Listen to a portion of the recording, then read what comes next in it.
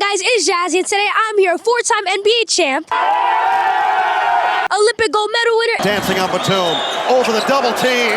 Oh! and future Hall of Famer, Mr. Stephen Curry. Mr. Curry, how are you doing today? I'm doing great. Appreciate you having me. Thanks for coming out. Well, thank you. It's an honor to be here. I know that's going to be a great tournament, and I'm really looking forward to seeing everyone play some golf. Absolutely. We got some amazingly talented athletes out there, and they're giving it all they got. Yes, they are, and again, super excited. And thank you so much for inviting me. Absolutely. So your style of play has helped bring change to the game and to the style of play in the NBA. So how do you feel your game has changed the dynamics of basketball both on and off the court? Obviously, shooting threes and extending your range out as far as you can. I know when I came into the league versus now, people shoot so many more threes, and I think I had a little something to do with that.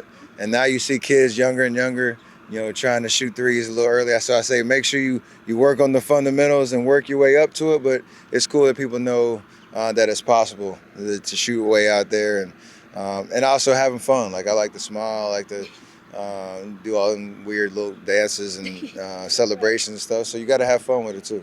Right, you have to have fun, you got to celebrate. Hands down, I feel like your game has helped bring change to the way that players approach the game in the NBA on both sides of the court. Obviously, not only with your shooting ability, but most importantly, just proving that you don't have to be 6'10" to be an NBA superstar. You've definitely inspired a lot of people around the world. I appreciate it. You're right. Like when people see me in person, obviously I'm out there with all the giants, you said the 6'10s, the 6'7s, but yeah, to be barely 6'3", and still doing what I'm doing, I'm pretty proud of it for sure. And we are very proud of you too. And not only that, but I've also noticed that a lot of the tall guys are shooting threes too now. Oh, so yeah, I find that really it's for cool. Everybody can shoot. That's another thing. I can't really dunk like that. So, Right. Anybody, I don't care how tall you are, you can shoot that basketball. So it's cool that I got a little, attachment to that for sure. Right, that's a great example of like the impact that you had on people too. Absolutely. So underrated golf seems to be reshaping the norms of golf culture by advocating for inclusivity and accessibility in the sport itself. So what sparked your interest in starting such an innovative venture, and what potential goals do you envision you will have on the golf community? It's called the Underrated Golf Tour for a reason, because it's all about creating equity, access, opportunity, and more representation in the game of golf. We want more black and brown kids out here getting golf clubs in their hand.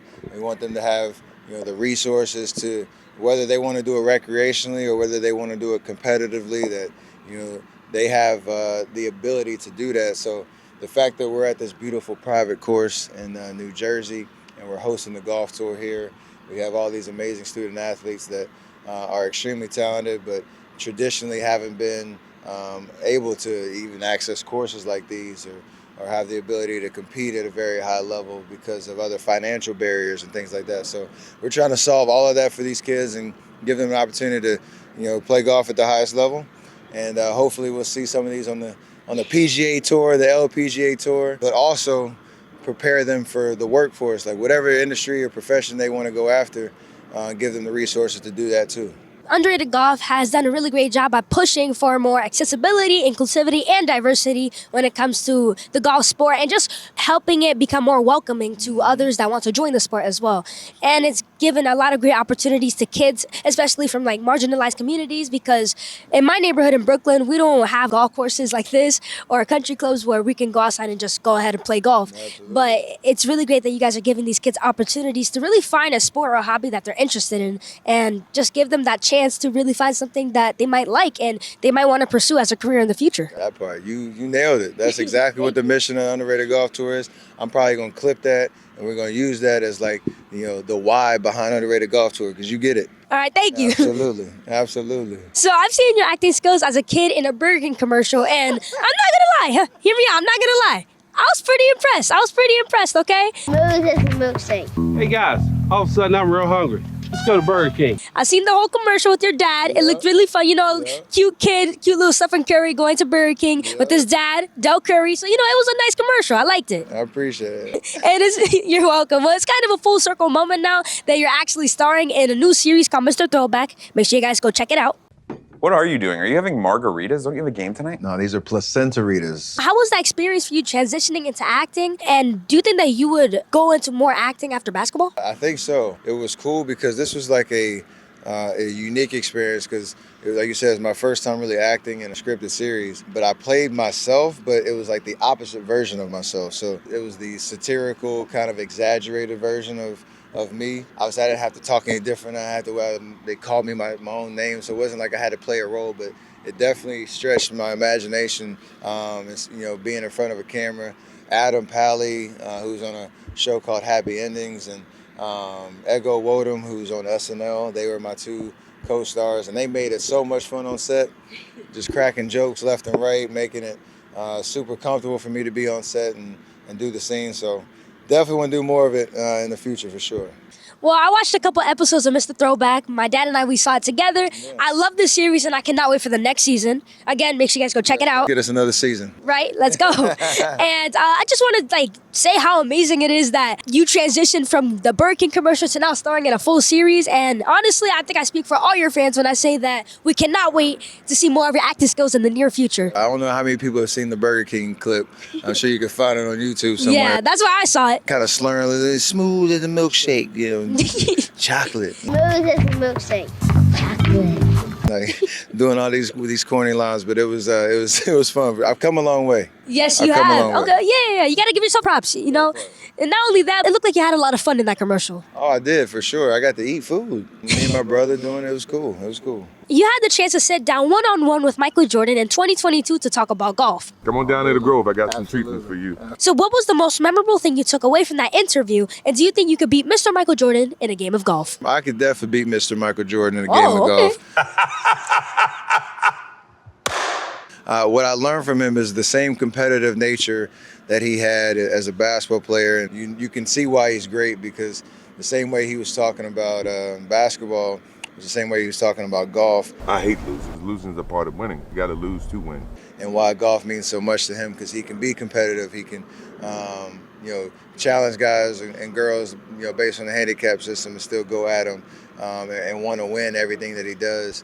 Also being a part of there's a team event called the Ryder Cup, which is where we were at when I was doing the interview, and him being a part of that environment, because it reminds him of the competition that he was so used to in basketball. So same thing for me. Like, I love to compete, I love to win, but I love to have fun too, and golf provides that same type of opportunity. I really enjoyed watching that interview with both of you guys, because I really love when people talk about the competitive nature, and not only that, but just share their insights. And that's what you guys did. You guys shared both your insights on golf, and it was really fun.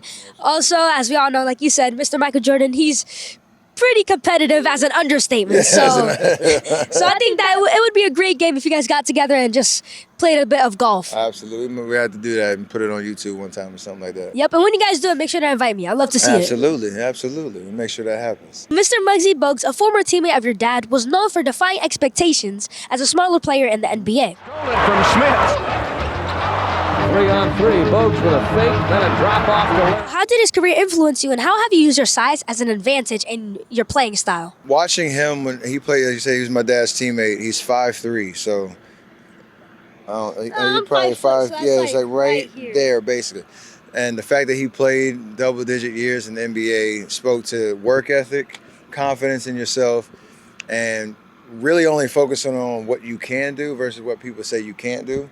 And he gave me inspiration to do that at a very young age. Like, my whole childhood, all I wanted to do was be taller than Muggsy Bogues. And at a certain point, maybe like 7th or 8th grade, I finally caught up to him. But he taught me, and he showed like what work ethic can do. And for me being, I'm 6'2", obviously, but the fact that it was all about developing my skills and working hard and being the hardest worker in the room and not relying on just your physical gifts, that's what's allowed me to be successful, and I still rely on that today. Like, I have to be the hardest worker. I have to be the one that puts, the most in purposeful time into my craft, or else I won't be prepared to play. Right, and I feel like that's very great for you to keep that in mind too, and anything that you do in life, whether it's a career or not. Mm-hmm. But not only that, but Mr. Muggsy Bogues, again, he defied expectations as a smaller player in the NBA, and I'm sure that really inspired your career and inspired you a lot, because I know that it does inspire a lot of people out there. You both have been able to use your sizes as an advantage and play your own game and make a unique impact on court. Absolutely. Leave an impact on the league. He did that. I'm trying to do the same. Well, I have a couple rapid fire questions for you. Are you ready? Okay, I'm ready. bring it on. Are you up for the challenge? Let's do it. All right. Favorite 5 NBA players of all time? Del Curry, Seth Curry, Larry Johnson, Reggie Miller, Steve Nash. Okay, great top 5. Mine is you, LeBron James, Michael Jordan, Kobe Bryant, and Uncle Shaq. I love it. Yep. Uncle Shaq, so he's on my list too. Yeah, and I love how you put your dad in there and your brother. Oh, I got to. You can't forget the Curry family. family, man. The fact that we all play in the NBA is I definitely got to be proud of that. So do you have any hidden talents? And if so, can you show us? I'm like a beginner juggler. That's about it. What, as a kid, what food did you dislike the most? I don't like chocolate. You don't like I chocolate? hate chocolate. Can't stand it. What? Can't stand chocolate. Never did. Haven't ever warmed up to it. Don't like chocolate. Like chocolate Crazy. milk, all you don't All like? that. Wow. Don't like it. Best prank you ever played on your brother? He pulled the best prank on me. I'm gonna flip the question. He put Ben Gay in my underwear one time, and it was not. I couldn't.